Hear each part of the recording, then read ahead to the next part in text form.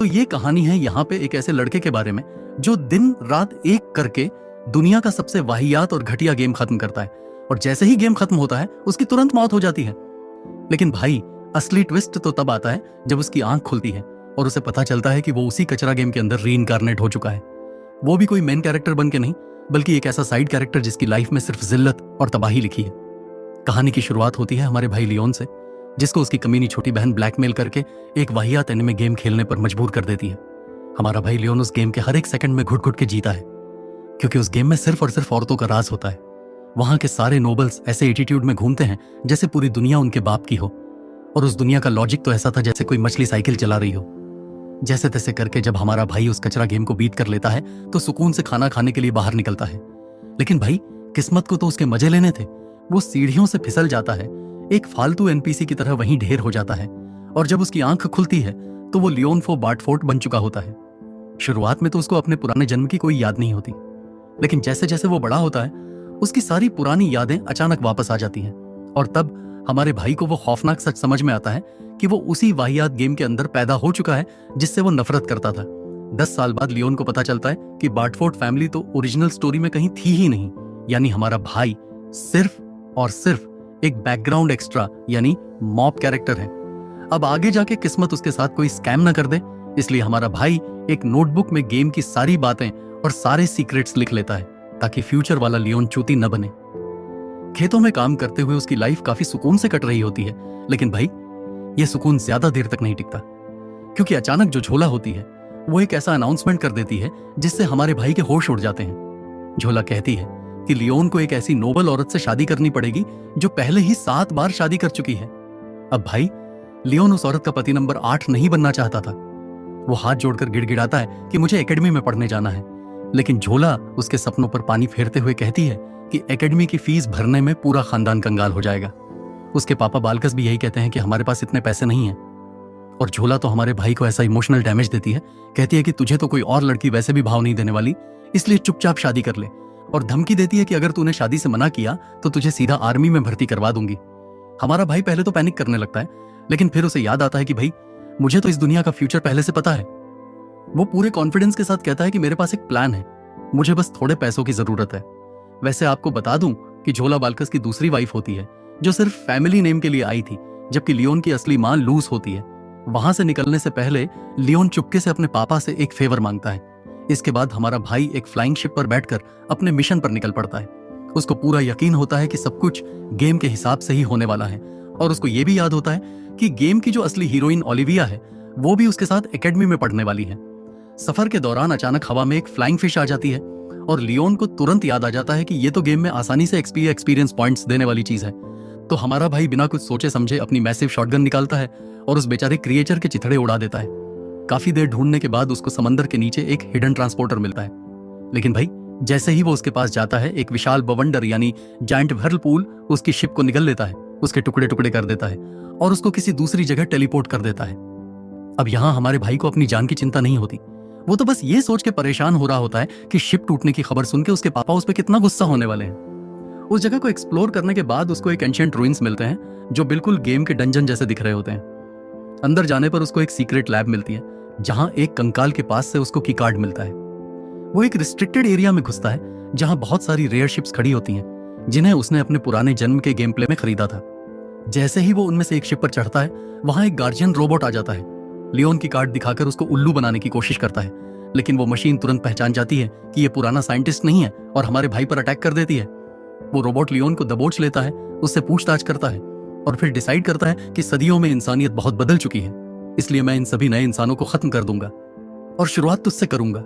वो मशीन धीरे धीरे हमारे भाई को कुचलने लगती है, लेकिन हमारा भाई सोच लेता है कि भाई, मैं 2-2 बार तो मरने से रहा। वो अपनी तलवार निकालता है और सीधा रोबोट के सिर के आर पार घुसा देता है और उस लोहे के बेवकूफ के परखच्चे उड़ा देता है। कंट्रोल रूम में पहुंचते ही वो शिप लियोन को अपना नया मालिक मान लेती है। वहां एक दूसरी रोबोटिक आवाज उसको बताती है कि भले ही तुम मॉडर्न इंसान हो, लेकिन तुम्हारे अंदर एंशिएंट क्रिएटर्स जैसे लक्षण हैं। इस पर हमारा भाई गुस्सा होकर उस मनहूस ओतो में गेम को गालियां देने लगता है और बकवास बताने लगता है, जिससे वो एआई बेचारी पूरी तरह कंफ्यूज हो जाती है। घायल और थका हुआ लियोन मन में बोलता है कि मुझे दोबारा नहीं मरना यार, और फिर सोचता है कि मेरी वो सिरफिरी बहन पुरानी दुनिया में क्या कर रही होगी। इसके बाद हमारा भाई बेहोश हो जाता है और शिप उसको अपने मेडिकल फैसिलिटी में ले जाती है। पूरे 3 महीने बीत जाते हैं। झोला पूरे घमंड में बैठी होती है कि लियोन तो पक्का फेल हो गया होगा, शादी का कबाड़ा करके कहीं मरखप गया होगा। लेकिन तभी भाई बाहर एक ऐसी भयंकर और विशालकाय शिप की एंट्री होती है जिसकी आवाज सुनकर वहां मौजूद हर एक बंदे के होश उड़ जाते हैं। झोला के तो होश ही उड़ जाते हैं भाई। जब हमारा लियोन उस विशालकाय शिप से बाहर निकलता है तो वो पहले से कहीं ज्यादा अमीर हो चुका होता है। उसके पास इतना खजाना होता है कि झोला का ब्लड प्रेशर ही फट पड़े। हमारा भाई ऐसे स्माइल कर रहा होता है जैसे उसकी लॉटरी लग गई हो। लियोन डिसाइड कर लेता है कि वो झोला को उस फालतू शादी के लिए मजबूर करने का मौका बिल्कुल नहीं देगा। अपने इस नए खजाने के दम पर वो एकेडमी में एडमिशन ले लेता है और गेम के सारे बड़े बड़े कैरेक्टर्स से मिलने के लिए तैयार हो जाता है, ये जानते हुए भी कि अब बैकग्राउंड कैरेक्टर बन के रहना लगभग नामुमकिन होने वाला है। कुछ दिनों बाद लियोन का इंट्रोडक्शन उसके एआई पार्टनर लक्सियन से होता है। लियोन जब अपने पौधों में पानी डाल रहा होता है तब वो बताता है कि उसने एक पूरे के पूरे फ्लोटिंग आइलैंड पर अपना कब्जा जमा लिया है। लक्सियन सजेस्ट करता है कि वहां बिजनेस के लिए हॉट स्प्रिंग्स, गर्म पानी के कुंड बनाने चाहिए। इससे पहले कि लियोन हाँ भी कह पाता, वो एआई बड़े कैजुअल अंदाज में बोलता है कि कंस्ट्रक्शन तो पहले ही शुरू हो चुका है। इसके बाद लक्सियन उसको याद दिलाता है कि एक प्रॉपर नाइट बनने के लिए तुम्हें एकेडमी में एक बीवी भी ढूंढनी पड़ेगी। तभी उसके पापा बाल्कस लियोन को बताते हैं कि उस आइलैंड को ढूंढने और डंजन क्लियर करने की वजह से उनकी फैमिली को बैरन का टाइटल मिल गया है। ये सुनते ही हमारे भाई को लगभग हार्ट अटैक ही आ जाता है, क्योंकि अटेंशन पाना तो वो सपने में भी नहीं चाहता था। उसके पापा उसको याद दिलाते हैं कि अगर तुमने इस टाइटल को रिजेक्ट किया तो तुम्हें झोला के स्टेटस की ही किसी औरत से शादी करनी पड़ेगी। ये सुनते ही हमारे भाई को फिर से वही पुराना ट्रॉमा याद आ जाता है और वो कांप उठता है। जब आखिरकार एकेडमी लाइफ शुरू होती है तो लियोन नोटिस करता है कि सब कुछ बिल्कुल गेम जैसा ही दिख रहा है। उसे पता था कि उसे यहाँ 3 साल बिताने हैं और कैसे भी करके अपने लिए एक बीवी ढूंढनी है। और भाई ये नोटिस करने में ज्यादा टाइम नहीं लगता कि सच में इस सोसाइटी को औरतें ही चला रही हैं।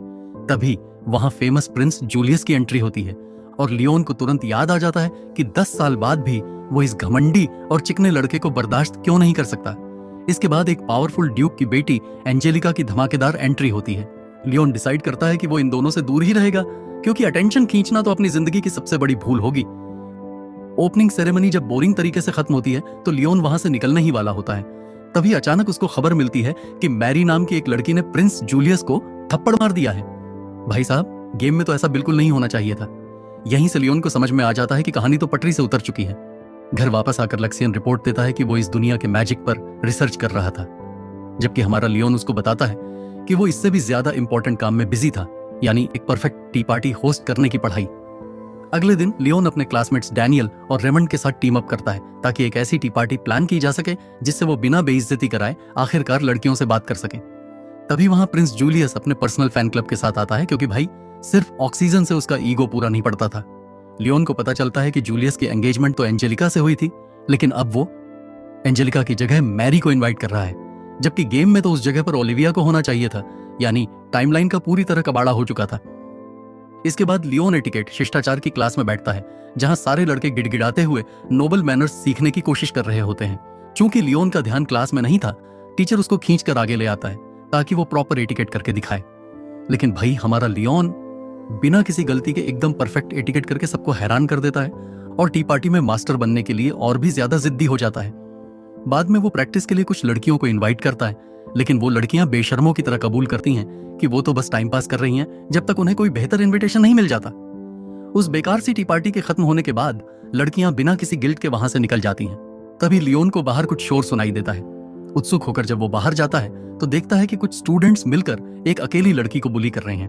जैसे ही हमारा भाई उसका चेहरा देखता है वो वहीं जम जाता है, क्योंकि वो कोई और नहीं, गेम की असली हीरोइन ओलिविया होती है। लियोन तुरंत अपने आप को समझाता है कि इसके करीब जाने का मतलब है अपनी तबाही को दावत देना, लेकिन उसका ज़मीर उसे इग्नोर करने नहीं देता। तो एक समझदार इंसान की तरह अपने काम से काम रखने के बजाय हमारा भाई उसको अंदर चाय और स्नैक्स के लिए इनवाइट कर लेता है। ओलिविया खुशी खुशी मान जाती है और खाना चखते ही उसको लगता है जैसे वो स्वर्ग में आ गई हो। फिर पता चलता है कि ओलिविया एक कॉमनर है जिसको एकेडमी में स्कॉलरशिप मिली है, और इसी वजह से वहां के बिग डैल नोबल्स उसके साथ कचहरे जैसा बर्ताव करते हैं, क्योंकि भाई इन अमीर बच्चों ने बदतमीजी में पीएचडी कर रखी होती है। बातचीत के दौरान ओलिविया बताती है कि वो मैजिक में बेहतर बनना चाहती है, तो लियोन कहता है कि वो किसी ऐसे बंदे को जानता है जो उसकी हेल्प कर सकता है।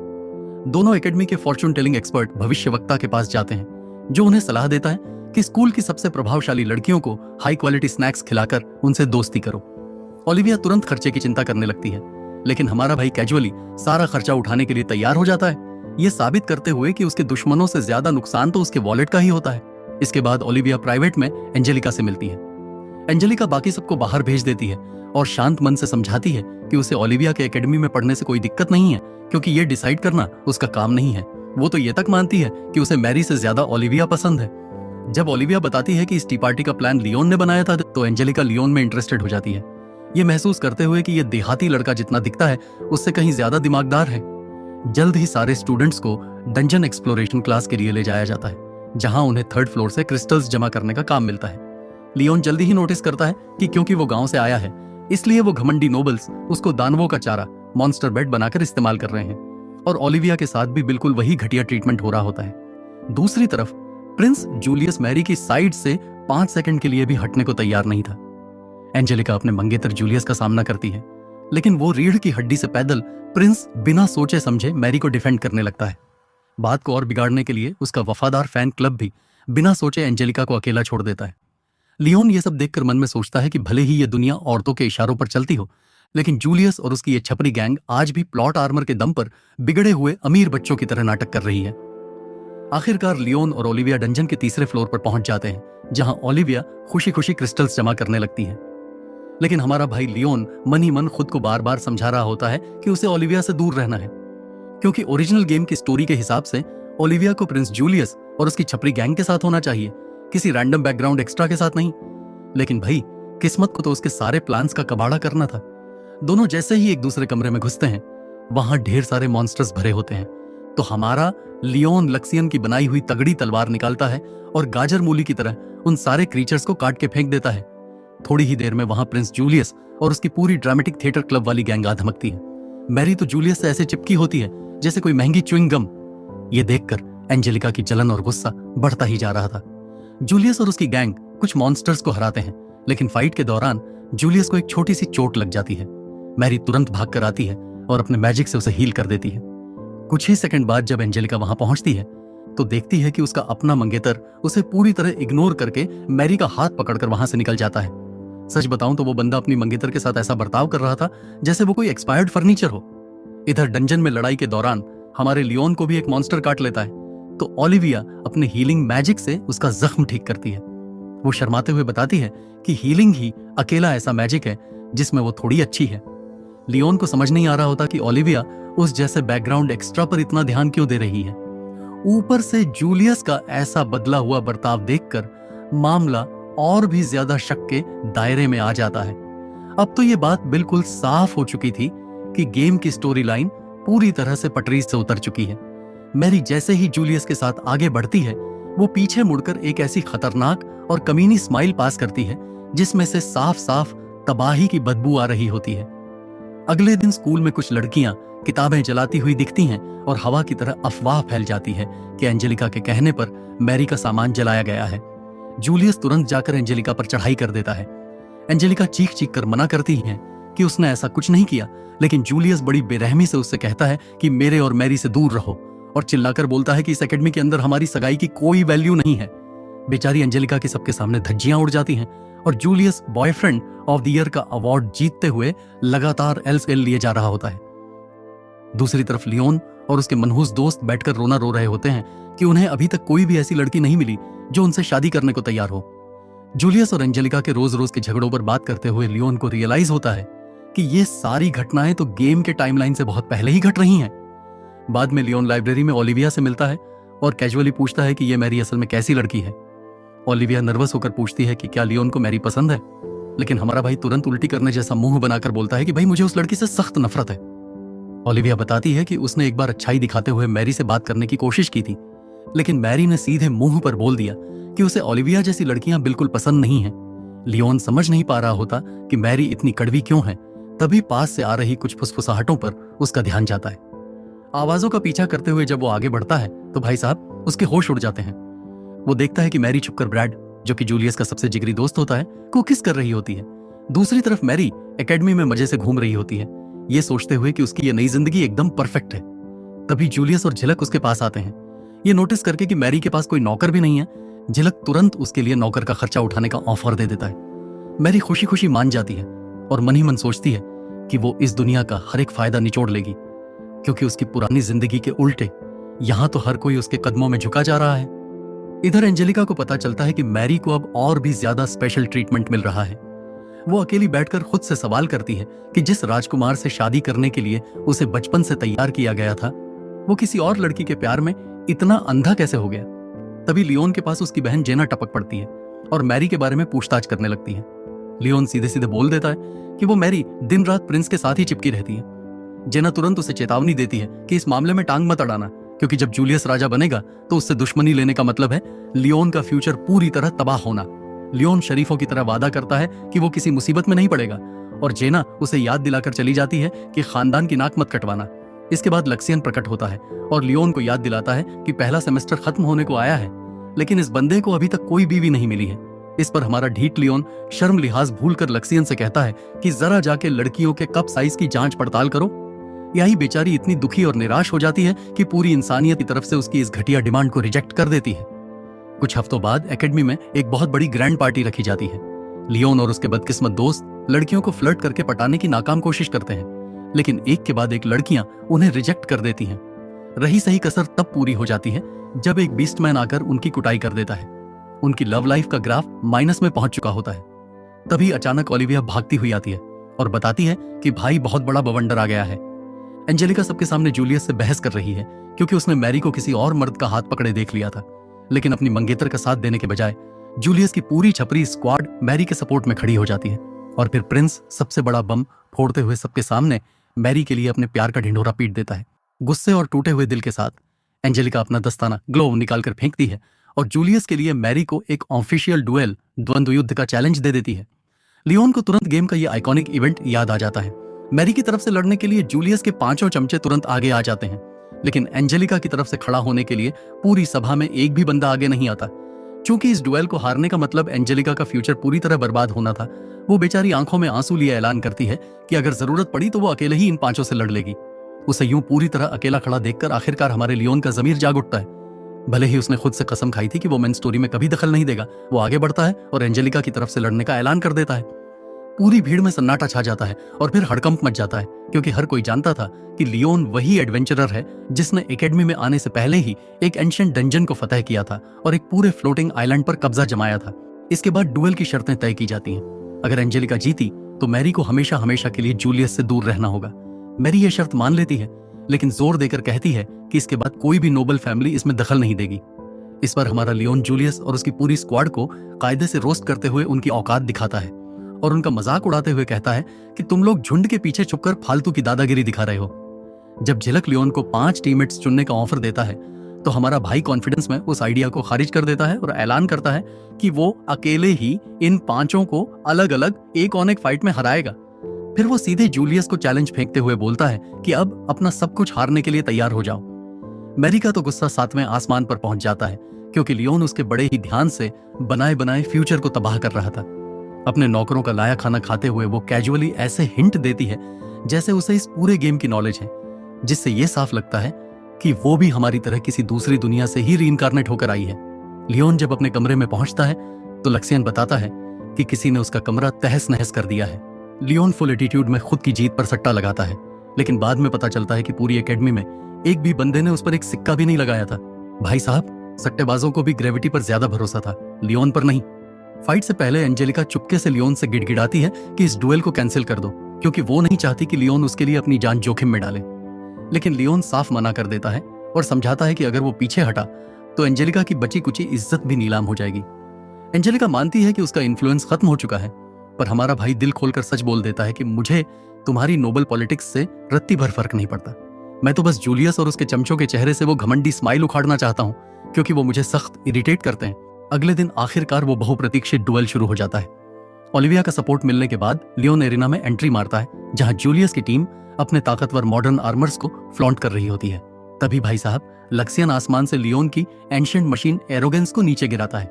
उसे देखकर पूरी ऑडियंस ठहाके मारकर हंसने लगती है, क्योंकि उन स्लीक और नए मॉडल्स के सामने लियोन का आर्मर किसी जंग लगे कबाड़ खाने की नुमाइश जैसा दिख रहा था।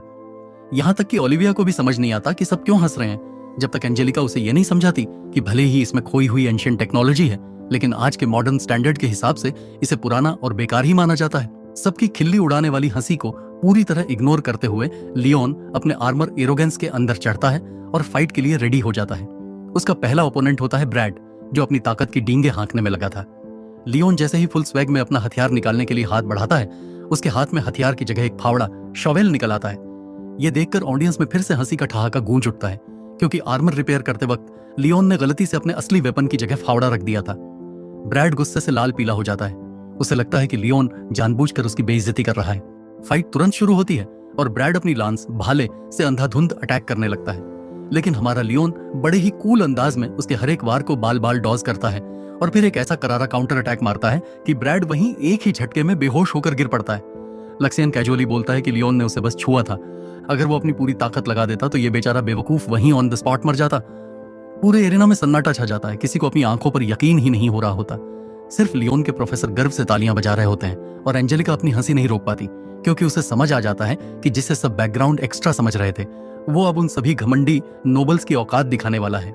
इससे पहले कि कोई संभल पाता, दूसरा चैलेंजर ग्रेग आगे आता है। लक्सियन तुरंत नोटिस करता है कि ग्रेग के आर्मर को कई बार रिपेयर किया गया है और वो लियोन को वार्न करता है कि यह बंदा सच में लड़ना जानता है। डुएल शुरू होते ही ग्रेग अपने भाले के साथ सीधे चार्ज करता है, लेकिन लियोन बिना किसी पसीने के उसके हर अटैक को आराम से ब्लॉक कर लेता है। इसके बाद वो सबसे वाहियात वेपन चुनने के लिए ग्रेग का मजाक उड़ाता है, उसका भाला छीनता है और उसी फावड़े शॉवेल से मार मार के उस बेचारे की सुताई कर देता है। भाई साहब, उस मोड़ पर उस फावड़े ने एकेडमी के आधे लड़कों से ज्यादा इज्जत कमा ली थी। गुस्से में पागल होकर ग्रेग अपने आर्मर से बाहर कूदता है। हाथ में सिर्फ एक लोहे का पाइप लेकर चिल्लाता है कि वो अपनी आखिरी सांस तक लड़ेगा। लियोन सीधे जवाब देता है कि मुझे कमजोरों को पीटने का कोई शौक नहीं है, जूलियस के उस घटिया फैन क्लब की तरह। पूरी भीड़ हक्की बक्की रह जाती है कि लियोन ने इतनी आसानी से दूसरी फाइट भी जीत ली, जबकि मैरी शांति से खड़े होकर अपने बनाए बनाए प्लान्स को मिट्टी में मिलते देख रही होती है। इसके बाद तीसरा चैलेंजर क्रिस आगे आता है और वादा करता है कि वो बाकी बेवकूफों की तरह लियोन को हल्के में नहीं लेगा। लियोन उसके इस कॉन्फिडेंस का वेलकम करता है और बोलता है कि वैसे भी मैं इन जोकरों को पीट पीट कर बोर हो चुका था। फाइट तुरंत शुरू होती है और लियोन लक्सियन का एक ड्रोन रिलीज करता है, जो क्रिस पर फायरिंग शुरू कर देता है। गुस्से में आकर क्रिस लियोन पर कायरों की तरह लड़ने का आरोप लगाता है और अपनी तलवार लेकर उस पर झपटता है। लेकिन भाई साहब, हमारा लियोन सिर्फ एक हाथ से उसकी चलती हुई तलवार को पकड़ता है और उसे ऐसे मरोड़कर चूर चूर कर देता है जैसे वो किसी सस्ते प्लास्टिक की बनी हो। एकेडमी का सबसे बड़ा तलवारबाज चंद सेकंड में हार कर घुटनों के बल गिर पड़ता है और फटी आंखों से देखता रह जाता है। लियोन कैजुअली उसे ताना मारता है कि जाओ मैरी के पास जाके रो, शायद वो तुम्हें सांत्वना के तौर पर कोई पार्टिसिपेशन ट्रॉफी दे दे। क्रिस की तो इज्जत का पूरी तरह से जनाजा निकल जाता है। दूसरी तरफ झिलक के पसीने छूटने लगते हैं और वो पैनिक करने लगता है, क्योंकि एकेडमी के ढेरों बच्चों ने प्रिंस जूलियस की टीम पर पैसे लगा रखे थे और अगर प्रिंस अब हार गया तो उसकी साख और इज्जत पूरी तरह धूल में मिल जाएगी। इसी दौरान लियोन की बहन जेना चुपके से कुछ लड़कियों को लियोन के पास भेजती है ताकि वो उसे अगला मैच छोड़ने के लिए मना सके। लड़कियां लियोन को ढूंढ लेती हैं और हाथ पैर जोड़कर गिड़गिड़ाती हैं कि अपनी जान जोखिम में मत डालो, लेकिन हमारा भाई ठंडे दिमाग से मना कर देता है और बोलता है कि वो एकदम परफेक्ट कंडीशन में है, उसे कुछ नहीं हुआ। जैसे ही लियोन वापस एरिना की तरफ बढ़ता है, लक्सियन उसे एक सनसनीखेज खबर देता है। वो बताता है कि उसकी अपनी सगी बहन जेना ने अर्ल ऑम्फ्री के इशारे पर उसके आर्मर एरोगेंस के अंदर मैजिकल बॉम्ब्स, जादुई विस्फोटक लगा दिए हैं ताकि वो ब्लास्ट हो जाए। लेकिन हमारा भाई लियोन जरा सा भी हैरान नहीं होता। वो बड़े कूल अंदाज में बोलता है कि यह घटिया चाल किसी नॉर्मल आर्मर पर काम करती, पर एरोगेंस की कदारगिरी किसी भी एंगल से कोई आम आर्मर नहीं है। चौथे मैच की शुरुआत होती है और झिलक चाल चलते हुए पहले एक स्मोक बम फेंकता है और फिर सीधे लियोन पर एक आर्मर पियर्सिंग शेल, कवच फोड़ने वाला गोला दाग देता है। जब उस अटैक से लियोन को खरोंच तक नहीं आती तो झिलक बौखलाकर आर्मर के अंदर छुपाए गए जादुई धमाके को ट्रिगर कर देता है। एक बहुत ही भयंकर धमाका होता है। जेना बेचारी नर्वस होकर उस बड़े से धुएं के गुबार को देखती है, लेकिन जैसे ही धुआं छटता है, भाई साहब, हमारा लियोन हवा में आराम से तैर रहा होता है, बिना किसी खरोंच के एकदम सही सलामत। ये देखकर झिलक का दिमाग पूरी तरह सनक जाता है और वो पागलों की तरह लियोन पर टूट पड़ता है। लेकिन हमारा भाई बिना टाइम वेस्ट किए बस एक ही करारे वार में फाइट खत्म कर देता है और इस तरह एक और घमंडी नोबल को सीधे रिसाइकलिंग बिन में पार्सल कर दिया जाता है। इसके बाद आखिरकार प्रिंस जूलियस खुद एरिना में एंट्री मारता है। पूरी एकेडमी अपने प्रिंस के लिए पागलों की तरह चीयर करने लगती है। लियोन बस चारों तरफ देखता है और मन ही मन सोचता है कि भाई, ये पूरी ऑडियंस बेवकूफों से भरी पड़ी है क्या? अभी अभी उन्होंने मुझे जूलियस की पूरी टीम को गाजर मूली की तरह कुचलते हुए देखा है और फिर भी उम्मीद लगा रहे हैं कि ये प्रिंस जीतेगा। फिर भी लियोन मन में मानता है कि भले ही जूलियस अभी अनपेरियंस्ड नौसिखिया है, लेकिन फ्यूचर में वो बहुत स्ट्रांग बनने वाला है। जूलियस बड़ी इज्जत के साथ लियोन से माफी मांगता है कि उसने उसे हल्के में लिया। मौके का फायदा उठाते हुए लियोन अचानक जूलियस से पूछता है कि वो ओलिविया के बारे में क्या सोचता है, क्योंकि ओरिजिनल गेम की स्टोरी के हिसाब से ओलिविया को जूलियस की पार्टनर बनना चाहिए था। जूलियस ईमानदारी से कबूल करता है कि वो ओलिविया को मुश्किल से जानता है और उसे बस एक मेहनती स्टूडेंट समझता है। जूलियस का ये जवाब सुनते ही लियोन का शक यकीन में बदल जाता है कि भाई गेम की पूरी स्टोरी लाइन पटरी से उतरकर हवा में उड़ चुकी है। तभी लक्सियन लियोन को बताता है कि जूलियस का आर्मर अब तक का सबसे स्ट्रॉन्ग ओपोनेंट है, इसीलिए लियोन के पास बस एक ही लॉजिकल रास्ता बचता है, पहले हमला करो। दोनों के बीच ताबड़तोड़ वार पलटवार शुरू होते हैं। लियोन मानता है कि जूलियस के अंदर उसके बाकी डरपोक साथियों से कहीं ज्यादा हिम्मत है। जूलियस भड़कते हुए पलटकर वार करता है और बोलता है कि तुम्हें मेरे उन दोस्तों को गाली देने का कोई हक नहीं है जिन्हें तुम जानते तक नहीं। लियोन उसकी बात को पूरी तरह इग्नोर मारता है और सीधे मुद्दे पर आते हुए पूछता है, क्या तुम सच में मैरी से सच्चा प्यार करते हो? जूलियस बड़ी शान से जवाब देता है कि हाँ, मैरी ने उसके दुनिया को देखने का नजरिया ही बदल दिया है और उसके लिए वो एंजेलिका को क्या किसी को भी छोड़ सकता है। लियोन उसे याद दिलाता है कि एंजेलिका ने इतने सालों से उससे सच्चा प्यार किया था, लेकिन जूलियस उल्टा लियोन पर ही चढ़ बैठता है और कहता है कि तुम बेहद घमंडी हो और सबको नीची नजर से देखते हो। हमारा भाई लियोन इस बात से मुकरता नहीं है, बल्कि वो तो अपने घमंड को सीने से लगाकर बड़े फक्र से कबूल करता है और फिर जूलियस की धज्जियां उड़ाते हुए पूछता है कि एक देहाती सीधे साधे गांव के लड़के से बार बार हारने पर कैसा फील हो रहा है। लियोन जूलियस को उसकी औकात याद दिलाता है कि तुम्हारे जैसे लाडले और बिगड़े हुए नोबल्स के उलट मुझे तो लगभग एक जबरदस्ती की शादी में बेचा जा रहा था और जो लड़कियां मेरी टी पार्टी में आई भी थीं, वो बस तरस खाकर आई थीं। लियोन की ये दर्द भरी बैक स्टोरी सुनकर वहां बैठी ऑडियंस भी उसके लिए रोने लगती है और उसके साथ हमदर्दी जताने लगती है, लेकिन प्रिंस जूलियस जिद्दी बना रहता है और चिल्लाकर ऐलान करता है कि वो मैरी को छोड़ने के बजाय मरना पसंद करेगा। जूलियस के ये शब्द सुनते ही एंजेलिका का दिल पूरी तरह टूटकर कांच की तरह बिखर जाता है, क्योंकि उसे समझ आ जाता है कि जिस मर्द से उसने प्यार किया था उसके दिल में अब उसके लिए रत्ती भर भी फीलिंग्स नहीं बची हैं। ओलिविया से अब चुप नहीं रहा जाता। वो सबके सामने एंजेलिका के सपोर्ट में खड़ी होती है और जूलियस को समझाती है कि इस पूरी फाइट के दौरान एंजेलिका ने कितना दर्द सहा है, लेकिन जूलियस उसकी एक बात नहीं सुनता, क्योंकि उसकी अंधी आंखों को लगता है कि सिर्फ मैरी ही उसे समझती है। लियोन को तुरंत समझ आ जाता है कि इस प्रिंस का दिमाग कहीं रास्ते में ही गिर गया है। जूलियस एक बार फिर गुस्से में चार्ज करता है, लेकिन लियोन उसके हथियार छीन लेता है और उसे एक आखिरी मौका देते हुए पूछता है कि क्या तुम्हें जरा सा भी अंदाजा है कि एंजेलिका को छोड़ने का मतलब तुम्हारे तख्त और ताज, थ्रोन का छिन जाना भी हो सकता है? जूलियस जवाब देता है कि मुझे अब उस सिंहासन की कोई परवाह नहीं है, मुझे सिर्फ और सिर्फ मैरी चाहिए। यह सुनते ही लियोन मान लेता है कि यह प्रिंस प्यार में अंधा ही नहीं बल्कि पूरी तरह से बेवकूफ बन चुका है। अब बिना एक भी शब्द गंवाए लियोन एक ऐसा विनाशकारी अटैक करता है जो जूलियस के आर्मर के परखच्चे उड़ा देता है और इस डुएल को ऑफिशियली जीत लेता है। पूरा एरिना लियोन की जीत की चीयर्स से गूंज उठता है। एंजेलिका सच्चे दिल से लियोन को थैंक यू बोलती है और वादा करती है कि वो किसी दिन उसका ये एहसान जरूर चुकाएगी। हालांकि ओलिविया लियोन से पूछती है कि उसने फाइट के दौरान इतनी कड़वी और बुरी बातें क्यों बोली। लियोन बस एक स्माइल पास करता है और कबूल करता है कि वो जानता है कि हर कोई उसे विलेन ही समझेगा और वो तो पूरी तरह तैयार है कि इसके बाद उसे स्कूल से निकाल एक्सपेल कर दिया जाएगा। बाद में एंजेलिका एक आखिरी बार जूलियस के पास जाती है और रोते हुए अपने दिल की बात कहती है कि सब कुछ होने के बाद भी वो उसके साथ रहना चाहती है, लेकिन जूलियस बड़ी बेरहमी से उसे रिजेक्ट कर देता है और मुंह पर बोलता है कि वो मैरी के अलावा कभी किसी से प्यार नहीं कर सकता। टूट चुके दिल के साथ एंजेलिका इस कड़वी सच्चाई को कबूल करती है, उसे खुश रहने की दुआ देती है और खामोशी से वहां से चली जाती है। दूसरी तरफ लियोन एंजेलिका के पापा यानी ड्यूक रेडग्रेव से मिलने जाता है ताकि राजा उसके परिवार को कोई सजा न दे दे। वो तो यहां तक ऑफर कर देता है कि अगर जरूरत पड़ी तो वो अपने सारे नोबल टाइटल्स तक छोड़ने को तैयार है। ड्यूक तुरंत समझ जाते हैं कि लियोन किसी फेम या इनाम के पीछे नहीं भाग रहा है। एकेडमी में इतना बड़ा बवंडर खड़ा करने के बाद वो तो बस अपने परिवार को बचाना चाहता है। चूंकि लियोन ने उसकी बेटी एंजेलिका की इज्जत बचाई थी, ड्यूक उसकी मदद करने के लिए तैयार हो जाते हैं। गिलबर्ट रेडग्रेव ड्यूक लियोन से पूछते हैं कि उसने सच में एंजेलिका के लिए लड़ने का फैसला क्यों किया। लियोन के मन में तो यही आता है कि भाई मैं तो जूलियस की छपरी गैंग की सुताई करना चाहता था, लेकिन वो शरीफ बनकर जवाब देता है कि वो बस एंजेलिका के सम्मान की रक्षा करना चाहता था। इस जवाब से ड्यूक इतने इंप्रेस होते हैं कि मन ही मन मान लेते हैं कि लियोन बाकी घटिया नोबल से कहीं ज्यादा बेहतर बंदा है। चूंकि एंजेलिका अभी भी अंदर से पूरी तरह टूटी हुई थी, ड्यूक लियोन से एक फेवर मांगते हैं, हालांकि उसकी डिटेल्स सीक्रेट ही रहती हैं। इसके बाद लियोन एकेडमी में अकेले घूम रहा होता है और अचानक उसे उस जगह, वहां के खाने और यहाँ तक कि अपने सख्त प्रोफेसर की भी याद आने लगती है। दूसरी तरफ एक शिप पर बैठी एंजेलिका और ओलिविया आपस में बातें कर रही होती हैं। एंजेलिका लियोन की इस हालत के लिए खुद को कोसती है और पछताती है कि उसने जूलियस की इतनी घटिया हरकतों के बाद भी उसका पीछा क्यों किया। पास ही छुपकर लियोन उनकी बातें सुन रहा होता है। लक्सियन उसे सजेस्ट करता है कि जाकर उन लड़कियों को चुप कराओ और दिलासा दो, लेकिन हमारा ढीठ लियोन अकड़ दिखाते हुए बोलता है कि ये मेरा काम नहीं है। उधर लियोन के घर में उसके पापा बाल्कस चिंता के मारे मरे जा रहे होते हैं कि उनके बेटे ने सीधे प्रिंस को चैलेंज कर दिया और ऊपर से ड्यूक की बेटी को भी इस लफड़े में घसीट लिया।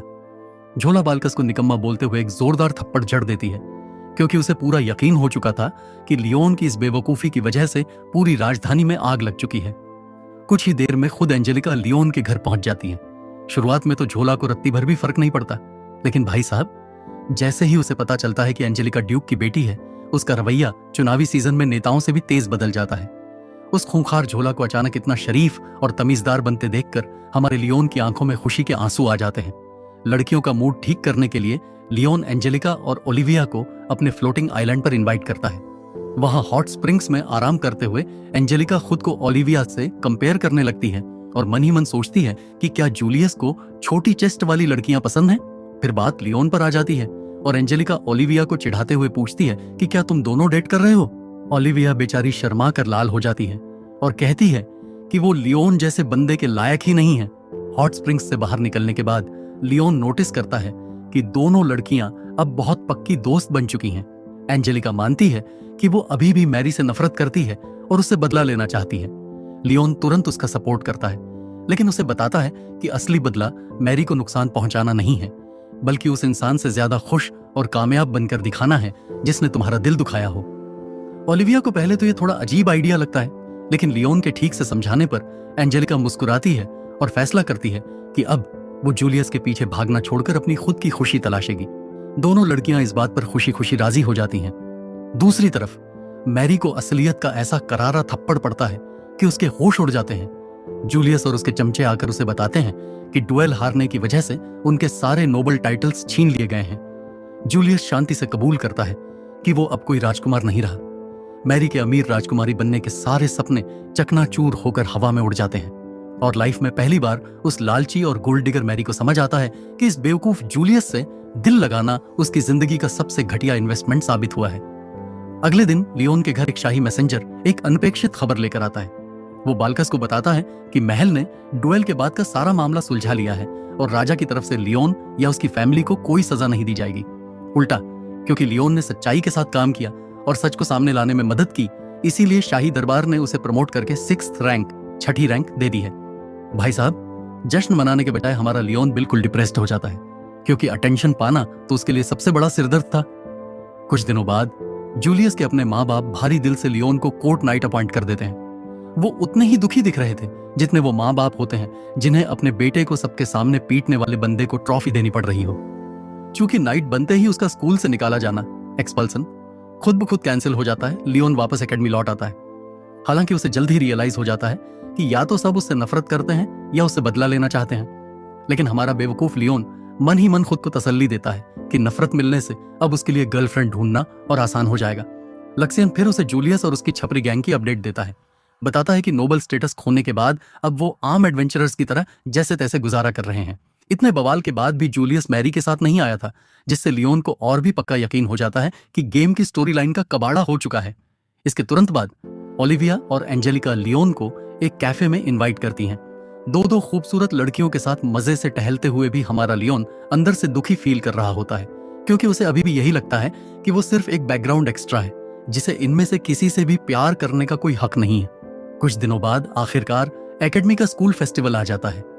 लियोन और उसके दोस्त अपना कैफे तैयार करते हैं। तभी ओलिविया और एंजेलिका बेहद क्यूट मेड आउटफिट्स पहनकर एंट्री मारती हैं। आसपास का हर लड़का सांस लेना तक भूल जाता है और हमारा लियोन अंदर ही अंदर रोने लगता है, क्योंकि लड़कियां उसके और करीब आती जा रही थीं, जबकि उसका दिमाग चिल्ला चिल्ला कर बोल रहा था कि यह सब नहीं होना चाहिए था। उनका यह सुकून भरा दिन तब खराब होता है जब लियोन की बहन जेना बदतमीजी से वहां आ धमकती है। लियोन शराफत से उसे चाय सर्व करता है। तभी पता चलता है कि किसी रैंडम लड़के के चक्कर में जेना की अपनी दोस्त से बहस हो गई है। वो चाहती थी कि लियोन उसका ये ड्रामा सॉल्व करे, पर हमारा भाई सीधे मना कर देता है।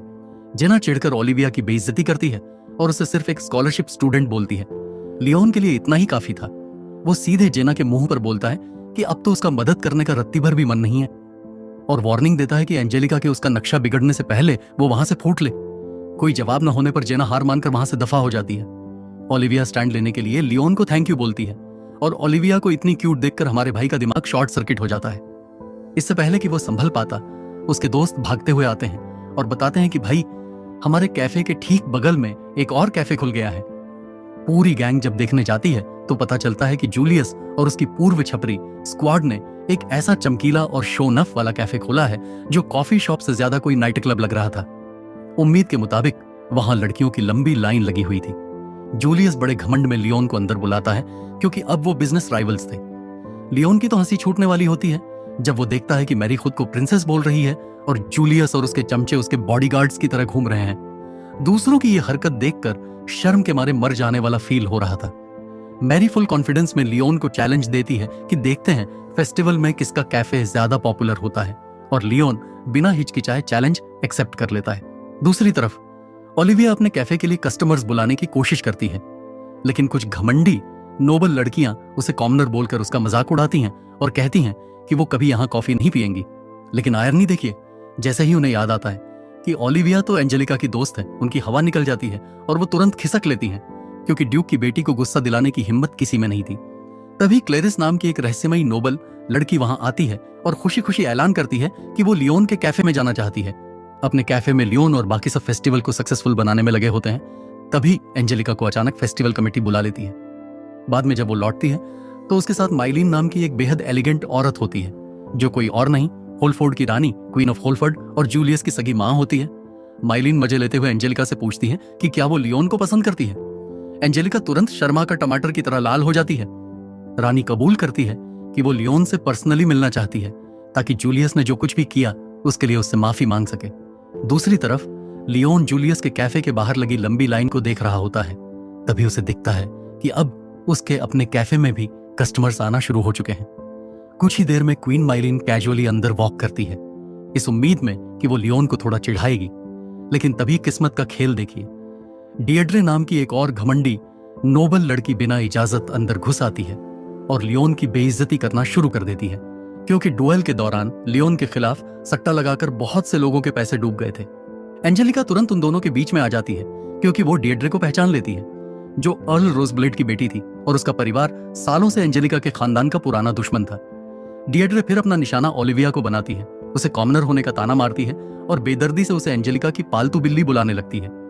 हमारे लियोन का दिमाग आखिरकार सटक जाता है और वो सीधे डिएड्रे को अपना मुंह बंद रखने को बोलता है, लेकिन डिएड्रे का एक चमचा उल्टा लियोन के मुंह ऊपर एक करारा थप्पड़ जड़ देता है। इससे पहले की बात और बिगड़ती, क्वीन माइलिन बड़ी ही खामोशी से बीच में आती हैं और डिएड्रे को अपनी ड्रिंक्स के पैसे देकर वहां से दफा होने का ऑर्डर देती हैं। डिएड्रे को रत्ती भर भी अंदाजा नहीं था कि ये औरत कौन है, तो वो उल्टा रानी की ही बेइज्जती कर देती है। डिएड्रे की इस महाबेवकूफी से लियोन के दिमाग का आखिरी बचा हुआ न्यूरॉन भी एक्टिवेट हो जाता है। भाई साहब, हमारा लियोन सीधे साइको मोड में चला जाता है और डिएड्रे के एक एक बॉडीगार्ड को मार मार कर जमीन में गाड़ देता है, जबकि उसके दोस्त उसे रोकने की नाकाम कोशिश करते रह जाते हैं। जब सारे बॉडीगार्ड्स बेहोश पड़े होते हैं तो लियोन बड़े आराम से डिएड्रे को बताता है कि ये कोई और नहीं बल्कि होलफोर्ड की रानी माइलिन है। डिएड्रे का सारा कॉन्फिडेंस एक सेकंड में हवा हो जाता है। लियोन उसे याद दिलाता है कि किसी अर्ल की बेइज्जती करना एक बात है, लेकिन रानी की बेइज्जती करना बेवकूफी का अलग ही लेवल है। भले ही उसका बाप अर्ल हो, लेकिन वो भी उसे इस तबाही से नहीं बचा सकता। लियोन को यूं आपा खोते देखकर एंजेलिका समझ जाती है कि इस दुनिया में सिर्फ एक ही बंदा है जो इसे शांत करा सकता है। और ऐन मौके पर लियोन का टी मास्टर, चाय का उस्ताद, प्रकट होता है और बड़ी तमीज से उसे याद दिलाता है कि सच्चे जेंटलमैन समस्याओं को घूंसे से नहीं बल्कि शिष्टाचार से सुलझाते हैं। वो बूढ़ा आदमी बड़े आराम से बोलता है कि जब तक लियोन ठंडा होता है वो सबके लिए चाय तैयार करता है।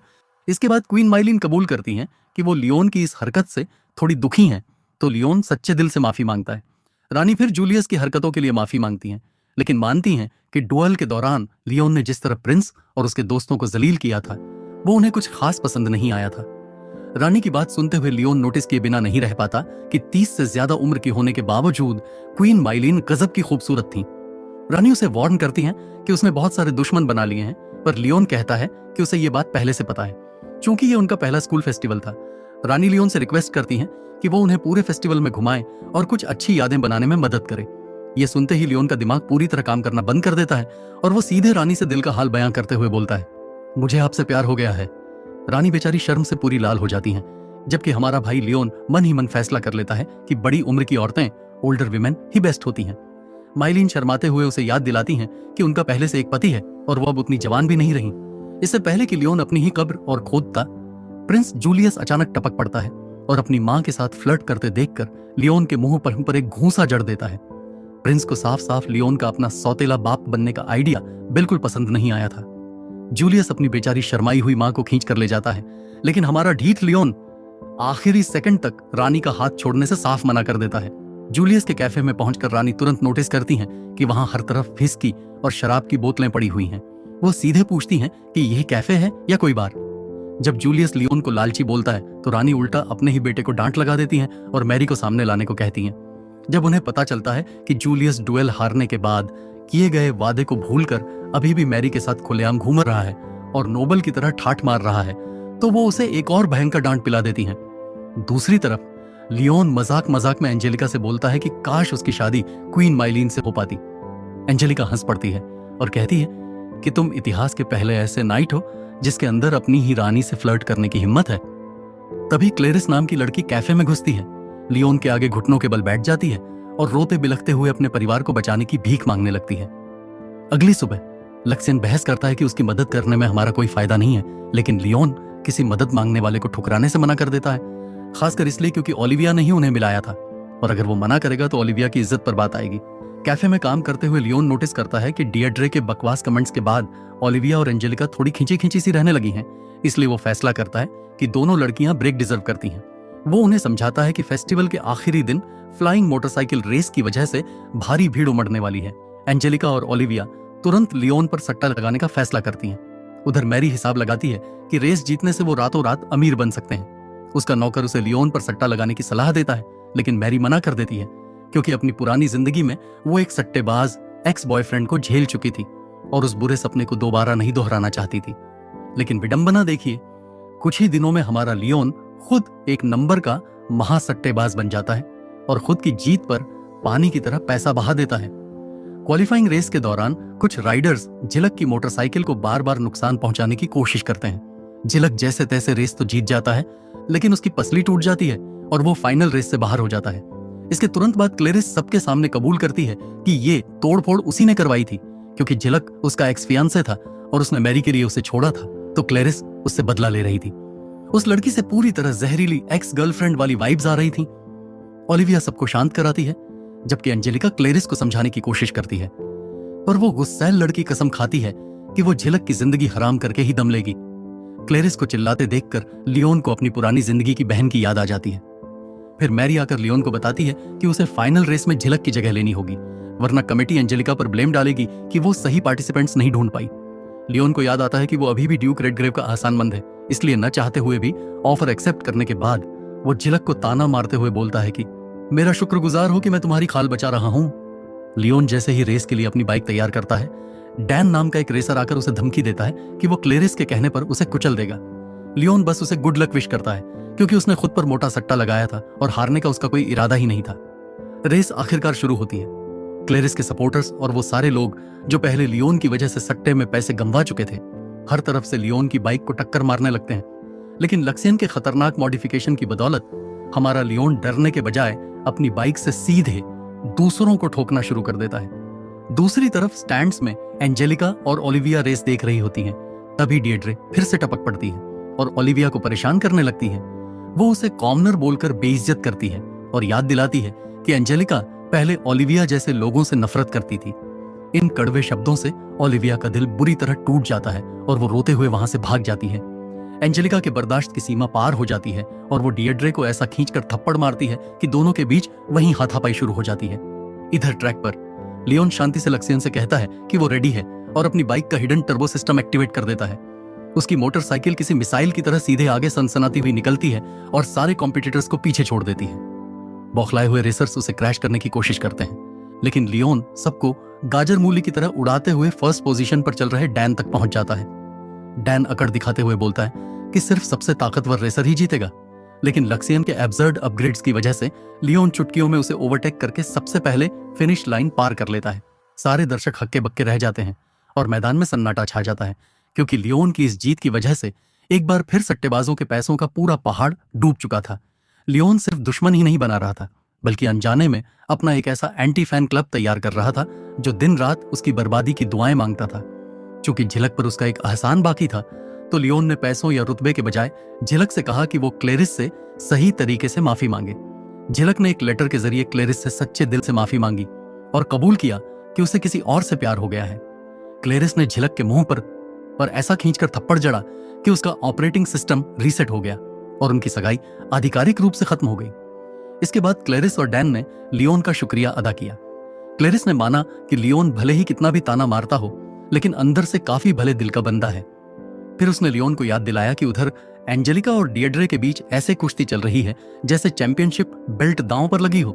लियोन जब ओलिविया से मिला तो ओलिविया ने पूछा कि क्या एंजेलिका और क्लेरिस कभी दोस्त बन सकती हैं? लियोन ने मजाक में कहा कि चमगादड़ के दूध देने के जितने चांस हैं, पर ओलिविया समझ गई कि वो मजाक कर रहा है और उसकी बातों से उसका मूड ठीक हो गया। उसी रात ओलिविया सोच ही रही थी कि वो एंजेलिका के और करीब कैसे आए। तभी क्लेरिस उसके कमरे का दरवाजा खटखटाती है और मदद मांगती है, पर इससे पहले कि ओलिविया कुछ बोलती, डिएड्रे किसी अनइनवाइटेड फाइनल बॉस की तरह सीधे कमरे में घुस आती है। वो ओलिविया को धमकी देती है कि अगर उसने बात नहीं मानी तो वो उसके आसपास के लोगों की जिंदगी हराम कर देगी। डिएड्रे ओलिविया के बाल पकड़कर उसे जलील करती है और कहती है कि लियोन या एंजेलिका जैसे नोबल्स किसी कॉमनर से सच में प्यार नहीं करते और लियोन तो बस उसके शरीर का फायदा उठाना चाहता है। ओलिविया बहादुरी से जवाब देती है कि वो किसी की पालतू बिल्ली नहीं है और उनकी दोस्ती जात पात से परे है। दूसरी तरफ क्लेरिस ने आखिरकार लियोन को बताया कि उसे क्या मदद चाहिए। उसके परिवार के इलाके में आतंक मचाने वाले स्काई पायरेट्स का खात्मा। लक्सियन बोलता है कि यह काम किंगडम का है, लेकिन लियोन मना नहीं करता क्योंकि उसे पता था कि यह मिशन ओलिविया की किस्मत से जुड़ा है। सेंट बनने के लिए ओलिविया को 3 पवित्र चीजें चाहिए थीं: रॉयल डंजन में छिपा कंगन, स्काई पायरेट्स के पास मौजूद हार और मंदिर में रखा पवित्र स्टाफ। लियोन समझ जाता है कि इन सब के पीछे डिएड्रे का हाथ है, जो जलन के मारे ओलिविया को खतरे में डालना चाहती थी।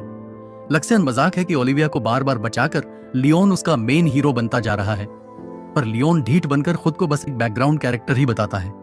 लियोन अपने हवा में तैरते पोर्ट पर पहुंचता है जहां उसका एयरशिप तैयार था। ओलिविया और क्लेरिस वहां आती हैं और साथ में ग्रेग और ब्रैड भी बिन बुलाए मेहमान की तरह चिपक जाते हैं। लियोन मन ही मन सोचता है कि वो इन बड़े बच्चों की आया बेबी सिटर क्यों बन गया।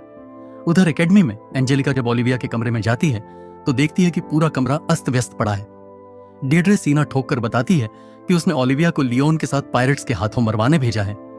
ये सुनते ही एंजेलिका डिएड्रे का गला दबा देती है और कसम खाती है कि अगर ओलिविया को कुछ हुआ तो वो उसकी पूरी जिंदगी तबाह कर देगी। दूसरी तरफ जूलियस जब अपनी मां रानी माइलीन से लियोन की मदद के लिए सैनिक मांगता है तो रानी ये जानकर मुस्कुरा देती हैं कि ग्रेग और ब्रैड भी साथ गए हैं। लियोन जानता है कि वो क्या कर रहा है, उस पर भरोसा रखो। जहाज पर लियोन चीटिंग करके कार्ड गेम में सबको हरा देता है। बातचीत के दौरान पता चलता है कि डिएड्रे के साथ लियोन की पुरानी सगाई सिर्फ एक पॉलिटिकल समझौता थी। तभी लक्सियन 2 पायरेट आईपीएस को आते हुए डिटेक्ट करता है। लियोन तुरंत युद्ध की तैयारी करता है और ग्रेग व ब्रैड को पीछे रहने को कहता है क्योंकि उन्हें असली लड़ाई का अल्लाह भी नहीं पता था। लियोन अपने रोबोट एरोगेंस में बैठकर मैदान में उतरता है। पायरेट कैप्टन हंसता है कि सिर्फ 3 लड़के और 2 लड़कियां आए हैं, लेकिन जैसे ही पायरेट्स हमला करते हैं लियोन अकेले ही चुटकियों में उनके सारे रोबोट्स को कचरे के ढेर में बदल देता है। पायरेट्स की हवा निकल जाती है। वो भागने की कोशिश करते हैं, पर लियोन के मिसाइल उनके मैजिकल बैरियर को चीरते हुए पार निकल जाते हैं। पायरेट्स सरेंडर कर देते हैं और लियोन सबको रस्सियों से बांधकर कब्जे में ले लेता है। ये देखकर ग्रेग की आंखें फटी की फटी रह जाती हैं कि असली लड़ाई ट्रेनिंग ग्राउंड से कितनी अलग होती है। आखिरकार लियोन का ग्रुप क्लेरिस के उड़ते हुए आइलैंड पर पहुंचता है, जहां डरे हुए गांव वाले हथियार लेकर उन्हें घेर लेते हैं। क्लेरिस के पिता दौड़ते हुए आते हैं और ब्रैड को पहचानकर सबको पीछे हटने को कहते हैं। लियोन शांति से बताता है कि क्लेरिस ने ही उन्हें पायरेट्स को खत्म करने का कॉन्ट्रैक्ट दिया था। फंसती हुई देखकर क्लेरिस सारा इल्जाम ओलिविया पर मढ़ने की कोशिश करती है, लेकिन जैसे ही उसके बाप को पता चलता है कि सामने खुद मशहूर लियोन फोबार्टफोर्ड खड़ा है, वो घबराकर कबूल कर लेता है कि उनके आइलैंड पर कभी कोई पायरेट अटैक हुआ ही नहीं था। क्लेरिस का झूठ रंगे हाथों पकड़ा जाता है। लियोन तुरंत क्लेरिस के मजे लेते हुए याद दिलाता है कि इस नकली मिशन की पेमेंट तो उसे देनी ही पड़ेगी। अब जब क्लेरिस के पास कोई बहाना नहीं बचता तो वो बेचारी फूट फूट कर रोने लगती है। घर वापसी के रास्ते में क्लेरिस आखिरकार सच उगल देती है और कबूल करती है कि वो यह सब डिएड्रे के इशारों पर कर रही थी। हालांकि लियोन ने पायरेट्स के कई जहाजों पर कब्जा कर लिया था, पर लक्सियन उसे बताता है कि पायरेट्स का मुख्य जहाज फ्लैगशिप भाग निकला, जिसका मतलब था कि ओलिविया के लिए जरूरी वो पवित्र हार सेक्रेड नेकलेस अभी भी नहीं मिला था। बाद में लियोन ओलिविया को अकेले और काफी उदास बैठा हुआ देखता है।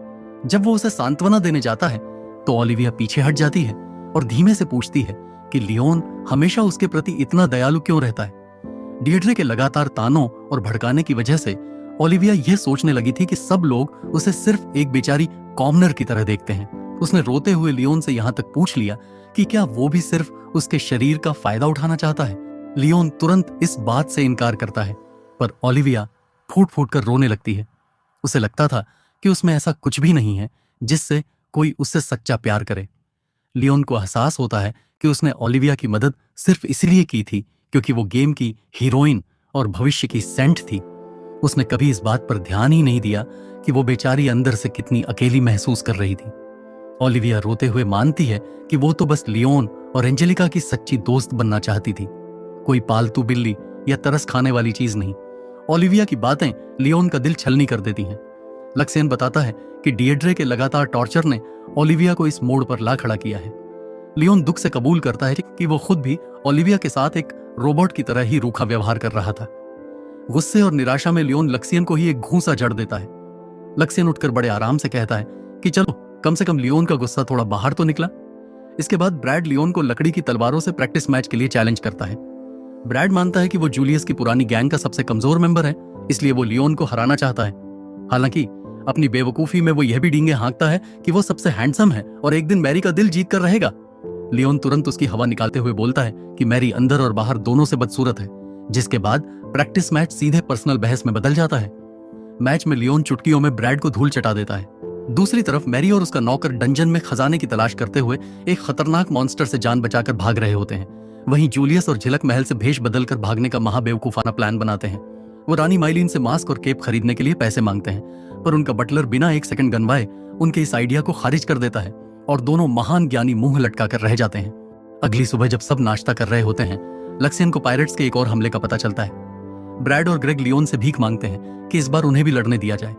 लियोन थोड़ा सोचने के बाद मान जाता है, पर पहले उनके हथियारों की जांच करता है ताकि वो सीधे मर न जाएं। दूसरी तरफ ओलिविया लियोन से कहे गए अपने कड़वे शब्दों को लेकर पछता रही थी। तभी जंग शुरू होती है।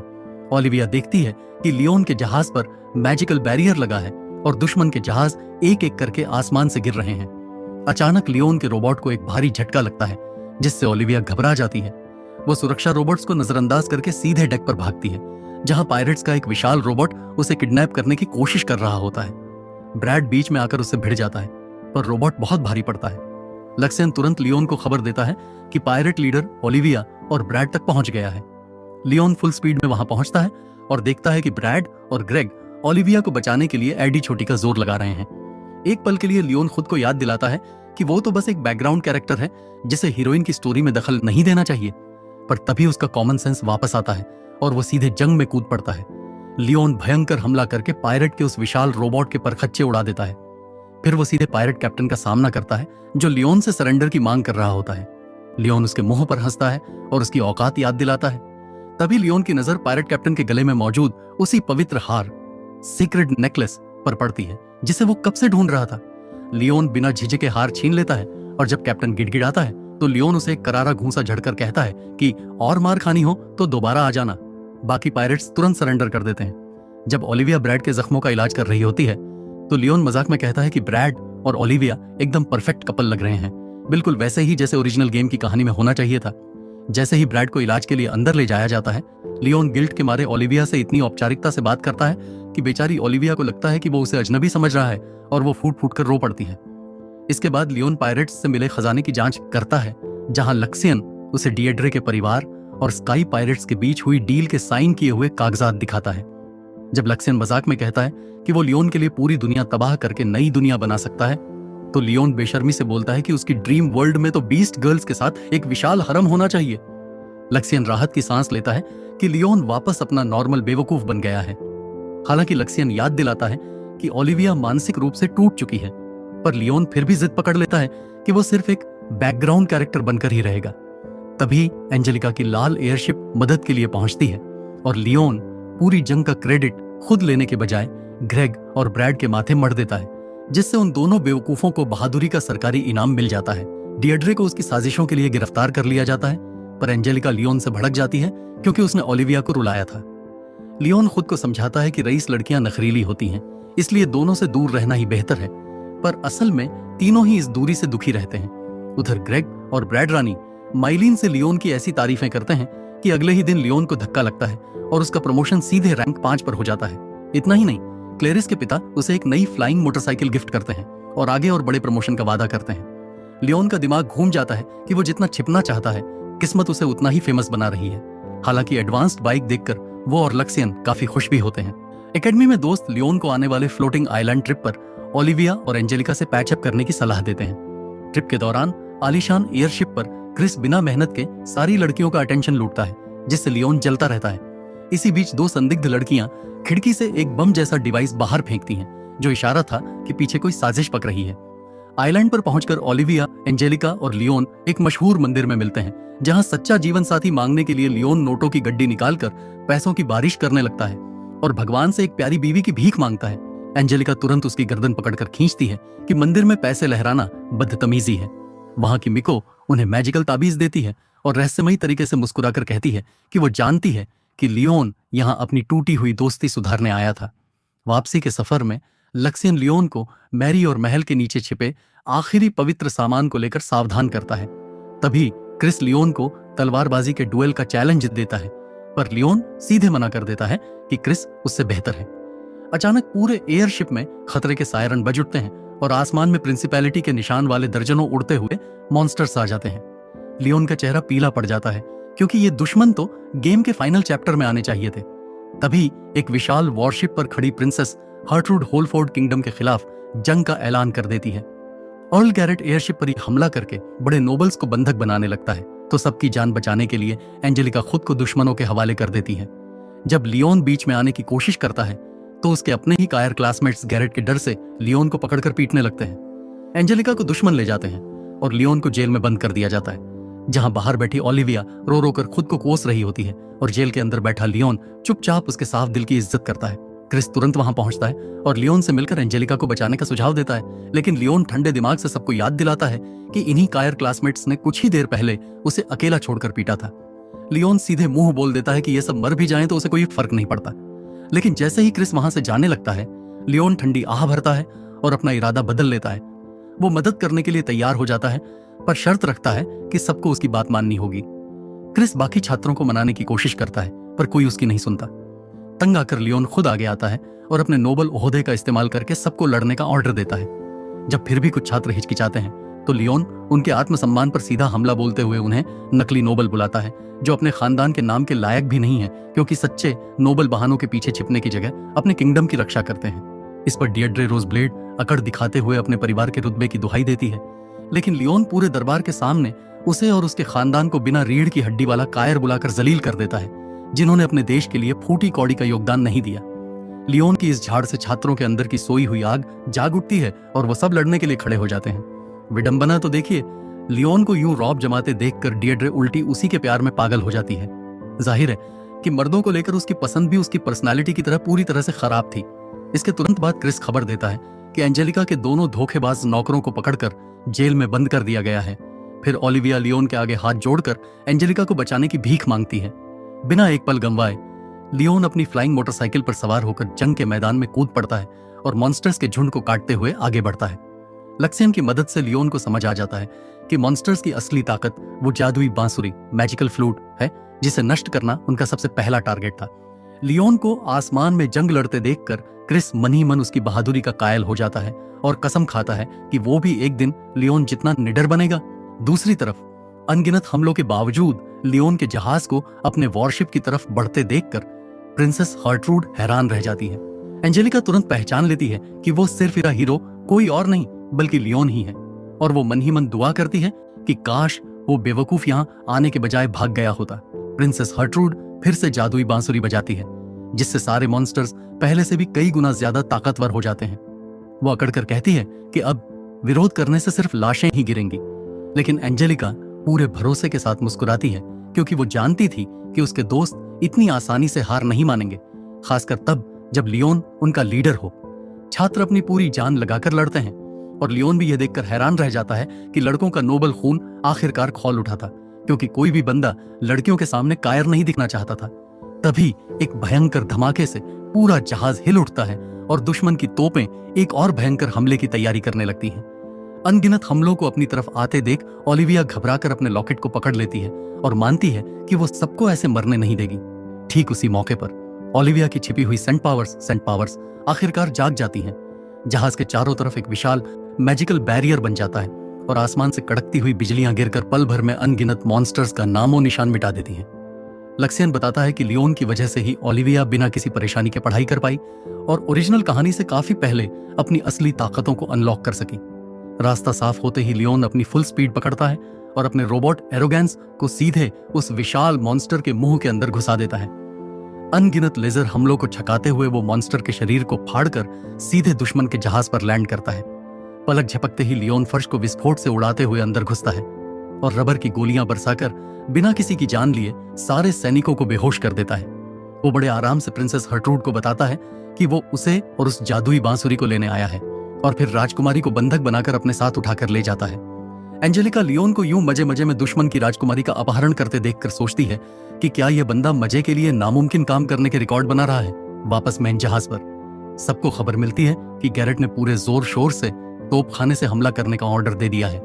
उसे प्रिंसेस हर्ट्रूड के मरने की भी कोई परवाह नहीं थी, क्योंकि प्रिंसिपैलिटी के लिए उसकी जगह कोई और ले सकता था। अपनी सेंट पावर्स के इस्तेमाल के बाद ओलिविया को पूरी तरह थकी हुई देखकर लियोन फैसला करता है कि बाकी का काम वो खुद संभालेगा। वो अपनी फ्लाइंग बाइक पर बैठकर सीधे दोबारा जंग में कूद पड़ता है। एंजेलिका भी शांत नहीं बैठती। मिको के दिए ताबीज की वजह से वो आग के भयंकर भाले बरसाकर लियोन के आसपास के मॉन्स्टर्स को भस्म कर देती है। फिर वो दौड़कर ओलिविया के पास पहुंचती है, उसे एक मॉन्स्टर से बचाती है और उसे गले लगाकर कहती है कि वो हमेशा उसकी सबसे कीमती दोस्त रहेगी। खुशी के मारे ओलिविया की आंखों से आंसू छलक पड़ते हैं, क्योंकि जिंदगी में पहली बार उसे सच में अपनेपन का एहसास हुआ था। लेकिन अफसोस, किस्मत को यह भावुक पल मंजूर नहीं था और एक जोरदार धमाके से एंजेलिका जहाज से नीचे गिर जाती है और जैसे तैसे किनारे को पकड़ पाती है। खाई के ऊपर लटकी एंजेलिका मन ही मन अपनी मौत को स्वीकार कर लेती है और मलाल करती है कि वो अपनों को सही से अलविदा भी नहीं कह पाई। जैसे ही उसकी पकड़ छूटती है, ओलिविया आगे बढ़कर उसका हाथ थाम लेती है और चिल्लाती है कि वे दोस्त हैं जो कभी अलग नहीं होंगे। तभी एक और झटका लगता है, जिससे ओलिविया एंजेलिका को तो वापस ऊपर फेंक देती है, लेकिन खुद अंतहीन आसमान में नीचे गिरने लगती है। इससे पहले कि कोई अनहोनी होती, लियोन फुल स्पीड में गोता लगाता है और ऐन मौके पर ओलिविया को हवा में ही थाम लेता है। ओलिविया लियोन को देखकर मुस्कुराए बिना नहीं रह पाती, लेकिन उसकी यह खुशी उसी पल गायब हो जाती है जब लियोन उसे हमेशा की तरह लिविया बुलाने के बजाय औपचारिकता से मिस कहकर संबोधित करता है। लियोन उसे दूरी बनाने की कोशिश करते हुए कहता है कि उसके लिए जूलियस के ग्रुप जैसे कई बेहतर लड़के मौजूद हैं। ओलिविया तुरंत उसकी इस बकवास को खारिज करते हुए उन सभी को एक नंबर का बेवकूफ बुलाती है। रोते हुए ओलिविया कबूल करती है कि वो सिर्फ लियोन और एंजेलिका के साथ रहना चाहती है। लियोन पूरी तरह सुन्न पड़ जाता है और इससे पहले कि वो कुछ बोल पाता, ओलिविया आखिरकार कबूल कर देती है कि मुझे तुमसे प्यार हो गया है। लियोन का दिमाग ये सुनकर पूरी तरह से ब्लू स्क्रीन हैंग हो जाता है और उसकी बोलती बंद हो जाती है। वो उसे शांत कराने के लिए धीरे से वापस लिविया कहकर पुकारता है और दोनों सुरक्षित जहाज पर लौट आते हैं, जहां एंजेलिका अपनी सबसे अच्छी दोस्त को गले लगा लेती है। लेकिन उनकी यह खुशी कुछ ही पलों की मेहमान थी, क्योंकि तभी एक और भयंकर धमाका पूरे युद्ध के मैदान को हिलाकर रख देता है। फिर अचानक लक्सियन ऐलान करता है कि आखिरकार मदद की फौज पहुंच चुकी है। लियोन का निजी विशाल बैटलशिप आसमान में प्रकट होता है और आते ही दुश्मन के बेड़े पर 2 विनाशकारी लेजर दागे जाते हैं, जो दुश्मन के जहाजों को चीर कर रख देते हैं। यह देखकर अल गैरेट को एहसास हो जाता है कि उसका पूरा ऑपरेशन पूरी तरह तबाह हो चुका है। मामले को और बिगाड़ते हुए लियोन वापस अपने रोबोट एरोगेंस में बैठता है और सीधे जंग के मैदान की तरफ निकल पड़ता है। एक डाकू गैरेट से तुरंत पीछे हटने की भीख मांगता है, लेकिन गैरेट जिद पर अड़ा रहता है और राजकुमारी वह अपनी ज्यादातर फौज को खोने के बाद भी सोचता है कि उसके पास अभी भी एक आखिरी त्रुप का पत्ता बाकी है। ठीक तभी मैदान में एंट्री होती है प्रिंसिपैलिटी के लेजेंडरी ब्लैक नाइट वैंडल की, जिसे देखकर गैरेट के चेहरे पर फिर से उम्मीद चमक उठती है, क्योंकि इस खूंखार योद्धा ने पहले भी अनगिनत बार प्रिंसिपैलिटी को बचाया था। दूसरी तरफ लियोन बड़े ही आराम से दुश्मन के रोबोट्स के टुकड़े टुकड़े कर रहा होता है। तभी लक्सियन उसे रिपोर्ट देता है कि रेस्क्यू शिप्स ने छात्रों को सुरक्षित बाहर निकालना शुरू कर दिया है। लियोन हुक्म देता है कि एक बार सब सुरक्षित हो जाएं, तो उन्हें जंग से काफी दूर भेज दिया जाए। इसके बाद लक्सियन एक नए और सबसे खतरनाक टारगेट यानी खुद ब्लैक नाइट पर अपना निशाना साधता है। वेंडल को देखते ही लियोन के माथे पर पसीना आ जाता है, क्योंकि गेम खेलते वक्त उसे अच्छी तरह याद था कि यह बॉस हराने में कितना भयंकर और मुश्किल था। लियोन बिना वक्त गंवाए कई सारे लेजर ड्रोन से हमला करता है, लेकिन वेंडल बड़ी सफाई से हर वार को चकमा देकर कुछ ही सेकंड्स में सारे ड्रोन्स को तबाह कर देता है। इस छोटे से भटकाव का फायदा उठाकर वेंडल एक भयंकर प्रहार करता है जो एरोगेंस के मजबूत कवच को चीर देता है। यह समझकर कि वो किसी मामूली दुश्मन से नहीं लड़ रहा, लियोन तुरंत नई रणनीति सोचने लगता है। लक्सियन ताना मारता है कि दुश्मनों पर तरस खाने का नतीजा हमेशा भारी पड़ता है, लेकिन लियोन उसकी नसीहत को नजरअंदाज कर देता है, क्योंकि इस वक्त उसके लिए सिर्फ ओलिविया और एंजेलिका के पास सही सलामत वापस लौटना मायने रखता था। लक्सियन सलाह देता है कि बैटलशिप की मुख्य तोप से वेंडल को सीधे भाप में उड़ा दिया जाए, पर लियोन साफ मना कर देता है, क्योंकि अगर मुमकिन हो तो वो किसी को जान से नहीं मारना चाहता था। दोनों योद्धाओं के बीच भयंकर द्वंद्व जारी रहता है और वेंडल गर्व से कहता है कि कोई भी अनुभवहीन लद्दाख उसे कभी नहीं हरा सकता। लियोन आगे बढ़ता है, पर वेंडल अपनी तलवार की तेज चमक से उसे अंधा कर देता है और अपनी ब्लेड सीधे एरोगेंस के अंदर घोंप देता है। ऐसा लगता है कि लियोन आखिरकार हार चुका है, लेकिन तभी सबको जोरदार झटका लगता है जब लियोन उस क्षतिग्रस्त रोबोट के बाहर खड़ा दिखाई देता है और उसकी बंदूक सीधे वेंडल की गर्दन पर तनी होती है। लियोन बड़े आराम से समझाता है कि एरोगेंस इसलिए लड़ रहा था क्योंकि लक्सियन उसे दूर से ही कंट्रोल कर रहा था। आखिरकार खुद को घिरा पाकर वेंडल अपनी हार स्वीकार करता है और लियोन से उसका काम तमाम करने को कहता है। इससे पहले कि लियोन कोई जवाब देता, गैरेट एक आखिरी इमरजेंसी सिग्नल चालू कर देता है। यह देखकर राजकुमारी हर्ट्रूड के चेहरे पर भी खौफ छा जाता है, क्योंकि वो जानती थी कि उस सिग्नल का क्या मतलब था। अचानक चारों तरफ से हजारों विशालकाय मॉन्स्टर्स का झुंड पूरे युद्ध क्षेत्र में उमड़ पड़ता है। गैरेट और वेंडल पागलों की तरह हंसते हैं और सोचते हैं कि अब सब के सब मारे जाएंगे, लेकिन लियोन बस मुस्कुराता है और लक्सियन को शांत इशारा करता है। अगले ही सेकंड आसमान से बिजलियों का ऐसा भयंकर तूफान गिरता है जो पल भर में सारे मॉन्स्टर्स का नामो निशान मिटा देता है। पूरा युद्ध क्षेत्र सन्नाटे में डूब जाता है और लियोन वजह से खुलासा करता है कि असली तुरुप का पत्ता तो असल में यही था। वेंडल को मारने के बजाय लियोन जानबूझकर उसे छोड़ देता है और एक पैगाम देकर घर लौटने का हुक्म देता है कि जाकर प्रिंसिपैलिटी को बता दो कि होलफोर्ड किंगडम की असली ताकत कितनी भयानक है। वेंडल वादा करता है कि वे किसी दिन फिर मिलेंगे, पर लियोन उसे आखिरी बार ताना मारते हुए पूछता है कि एकेडमी के छात्रों के हाथों पिटने के बाद तुम अगली बार जीतने की उम्मीद भी कैसे रख सकते हो, और उसे जिंदगी भर इस बेइज्जती के साथ जीने की सलाह देता है। जंग खत्म होते ही पायरेट्स के सारे जहाजों को जब्त करके खींच लिया जाता है। गैरेट घबराकर लियोन से सौदेबाजी करने की कोशिश करता है, पर लियोन सीधे सीधे याद दिलाता है कि हारे हुए लोगों को सौदेबाजी का कोई हक नहीं होता। वो सारे हथियार सरेंडर करने और कबाड़ को तबाह करने का ऑर्डर देकर गैरेट को पूरी तरह तोड़ देता है। बाद में लक्सियन कबूल करता है कि अगर लियोन आदेश देता तो ब्लैक नाइट का वजूद मिटाना चुटकियों का खेल था, पर लियोन धीरे से कहता है कि ऐसा करने का मतलब होता लक्सियन की ताकत पर पूरी तरह निर्भर हो जाना, और वैसे भी वो तो दोपहर के खाने से पहले जंग खत्म करने वाला एक मामूली बैकग्राउंड कैरेक्टर ही तो है। कुछ घंटों बाद लियोन अपनी नींद पूरी करने अपने कमरे की तरफ जाता है, पर उसके अपने ही रोबोट्स उसे रोक लेते हैं। उत्सुक होकर वो जब अंदर झांकता है तो देखता है कि ओलिविया और एंजेलिका केवल अपने अंडरवियर में आराम से सो रही हैं। अपनी पूरी जिंदगी का सबसे बड़ा आत्मनियंत्रण दिखाते हुए लियोन चुपचाप दरवाजा बंद करता है और अपनी अर्थी उठने से पहले वहां से खिसक लेता है। अगली सुबह एंजेलिका अपने भाई गिलबर्ट से मिलती है और प्रिंसिपैलिटी के हमले से निपटने को कहती है, पर गिलबर्ट बात घुमाकर लियोन पर आ जाता है और सोचता है कि इतना मशहूर बंदा अब तक एक भी गर्लफ्रेंड क्यों नहीं बना पाया। एकेडमी में लियोन, ओलिविया और एंजेलिका के साथ चाय और बिस्किट का मजा ले रहा होता है। लड़कियों को पता चलता है कि लियोन ने जानबूझकर जीत का सारा श्रेय क्रिस को दे दिया था ताकि उसके परिवार की इज्जत बढ़ सके। इसी दौरान लक्सियन पहली बार दोनों लड़कियों के सामने आता है और वे लियोन के इस अनोखे साथी को देखकर हैरान रह जाती हैं। तभी लक्सियन बताता है कि जूलियस की टोली फिर से कोई बेवकूफी भरा प्लान बना रही है। वे लड़के कबाड़ के टुकड़ों से एक घर का बना रोबोट तैयार करते हैं, और मैरी को जब पता चलता है कि लियोन को फिर से चैलेंज करने के लिए उस जंग लगे कचरे पर कितना पैसा बहा दिया गया है, तो उसे लगभग हार्ट अटैक आ जाता है। जब छात्र जमा होते हैं तो लियोन लक्सियन के साथ बात करता है। लक्सियन सलाह देता है कि जूलियस और मैरी के चक्कर में न पड़े, तो लियोन सोचता है कि अगर वे बेवकूफ मैरी के लिए इतने मरे जा रहे हैं तो वो जानबूझकर हार जाएगा, क्योंकि ओलिविया जैसी प्यारी लड़की उन जैसे बेवकूफों से कहीं बेहतर डिजर्व करती है। ग्रेग प्रतिद्वंद्वी बनकर आगे आता है और मैच शुरू होता है। लियोन आराम से हमलों को चकमा देता है, तभी लक्सियन स्कैन करके चेतावनी देता है कि रोबोट इतना ओवरहीट हो चुका है कि कभी भी फट सकता है। कोई और रास्ता न देखकर लक्सियन एक कमजोर पॉइंट बताता है। लियोन आह भरता है क्योंकि वो जीतना नहीं चाहता था, पर एक सटीक वार करके वो रोबोट को बिना किसी धमाके के सुरक्षित तरीके से तोड़ देता है और मैरी अपने डूबे पैसों पर रोने जैसी हो जाती है। अगले दिन लियोन फॉर्मल कपड़िद्धों में सज धज कर पहुंचता है, यह सोचकर कि यह जंग लड़ने वालों के सम्मान का एक आम समारोह है। पर उसके दोस्त असली सच बताते हैं कि यह समारोह खास तौर पर राजकुमारी हर्ट्रूड को पकड़ने के लिए उसे इनाम देने रखा गया है। एंजेलिका उसे लेने आती है और अपने परिवार से मिलाने की बात कहती है। समारोह में प्रोफेसर लियोन को मेडल देते हैं और कई नोबल्स की सिफारिश पर उसे सीधे वाइकाउंट विस्काउंट के पद पर प्रमोट कर देते हैं। मैरी गुस्से से फटने लगती है क्योंकि लियोन को तो एक बैकग्राउंड कैरेक्टर होना चाहिए था, पर वो पूरी कहानी ही हाईजैक कर रहा था। साथ ही यह भी खुलासा होता है कि मैरी ने वही पवित्र कंगन हासिल कर लिया था, जिससे साबित होता है कि वो खुद हीरोइन की किस्मत चुराने के लिए रिलिक्स जमा कर रही थी। समारोह के बाद लियोन निराश होकर टहलता है क्योंकि वो तो बस एक शांत गुमनाम जिंदगी चाहता था। रास्ते में उसकी मुलाकात ओलिविया से होती है। दोनों शर्मा जाते हैं। फिर ओलिविया याद दिलाती है कि उसका प्यार का इजहार सच्चा था और वो उसे जवाब देने के लिए पूरा वक्त देती है।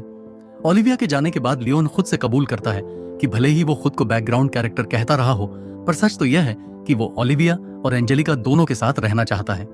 लक्सियन उसे याद दिलाता है कि लियोन और मैरी दोनों काफी हद तक एक जैसे हैं, क्योंकि दोनों पिछले जन्म के ज्ञान से दुनिया की कहानी बदल रहे हैं। जब लड़कियां लियोन को बुलाती हैं तो वो मुस्कुराता है और समझता है कि इस नई दुनिया में अभी बहुत से एडवेंचर बाकी हैं। तो इस पूरी कहानी का सबक बहुत सीधा है, खुद को कभी बैकग्राउंड कैरेक्टर मत समझो, वरना तुम गलती से वाइकाउंट बन जाओगे, सारी लाइमलाइट चुरा लोगे, 5 घमंडी नोबल्स की धज्जियां उड़ा दोगे और अनजाने में 2 सबसे प्यारी लड़कियों को अपने प्यार में पागल कर बैठोगे। और अगर इसे एनपीसी होना कहते हैं तो भाई मेन कैरेक्टर्स की तो पूरी तरह से वॉट लग चुकी है। अगर तुमने अंत तक देखा है तो बधाई हो, तुम लियोन के साथ इस डेटिंग गेम में फंस चुके हो। कमेंट करो बैकग्राउंड कैरेक्टर मायर्स। और अगर जानते थे कि लियोन कभी बैकग्राउंड में नहीं रहने वाला तो लाइक करो, सब्सक्राइब करो और नकली फैंस को ट्रोल करते रहो।